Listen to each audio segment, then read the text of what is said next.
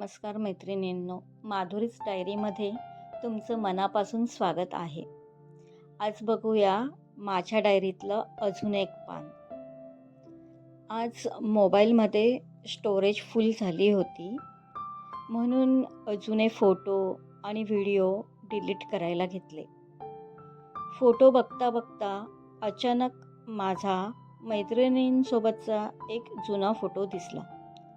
तो फोटो पाहिला आणि काही क्षण मी तिथेच थांबले.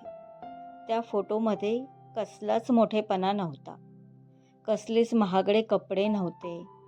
तेव्हा कुठे फिरायला गेलो होतो तेही आता आठवत नाही, पण चेहऱ्यावरचं हसू खरं होतं.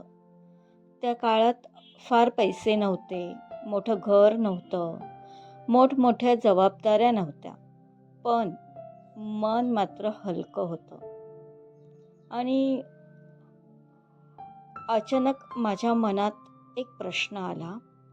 आता सगळं आहे, घर आहे, संसार आहे, सुखसुविधा आहेत, पण तो मनापासूनचा आनंद कुठे हरवला?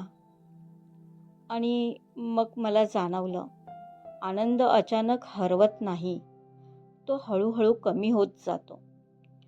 जबाबदाऱ्या वाढतात, स्वतःसाठीचा वेळ कमी होत जातो आणि नकळत आपण इतके सगळ्यांसाठी जगत राहतो की स्वतःसाठी जगायचंच विसरून जातो.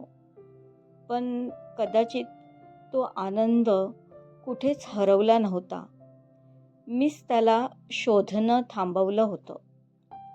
कारण आपण नेहमी असंच समजतो, आनंद म्हणजे काहीतरी खूप मोठी गोष्ट, पण खरं तर आनंद छोट्या छोट्या क्षणातही भेटतो.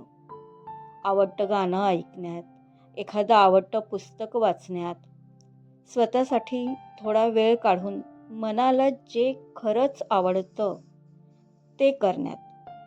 कदाचित अशा छोट्या छोट्या क्षणांमुळेच आपल्या मनात पुन्हा तो प्रश्न येत नाही, आपण खरंच जगतोय की फक्त दिवस ढकलतोय? आणि कदाचित म्हणूनच मी या वयात यूट्यूब सुरू केलं. कारण मनापासून जगायला सुरुवात करायला वयाचं बंधन नसतं. आजही मी शिकते आहे, नवीन गोष्टी करण्याचा प्रयत्न करते आहे. कधी चुकते, कधी घाबरते, पण एक गोष्ट मात्र ठरवली आहे, आता फक्त दिवस ढकलायचे नाहीत, मनापासून जगायचं आहे. आणि म्हणून आज तुमच्यासाठी एक छोटंसं काम.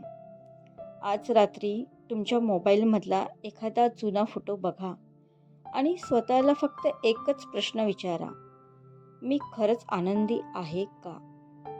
जर उत्तर हो असेल तर ते जपा, आणि जर उत्तर नाही असेल तर स्वतःला दोष देऊ नका.